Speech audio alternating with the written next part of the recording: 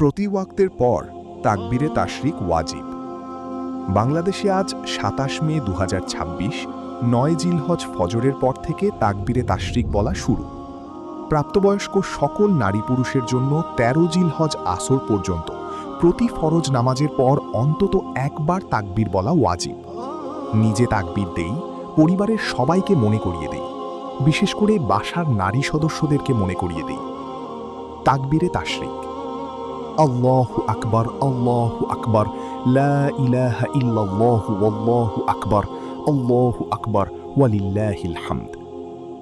তাকবীরে তাশরিকের সময়সীমা: শুরু ৯ জিলহজ ২৭ মে ফজরের পর থেকে, শেষ ১৩ জিলহজ ৩১ মে আসরের পর পর্যন্ত। আল্লাহ আমাদের সবাইকে সময় মতো তাকবীর দিয়ে আল্লাহর মহত্ব ও বড়ত্ব ঘোষণা দেওয়ার তৌফিক দান করুন। আমিন।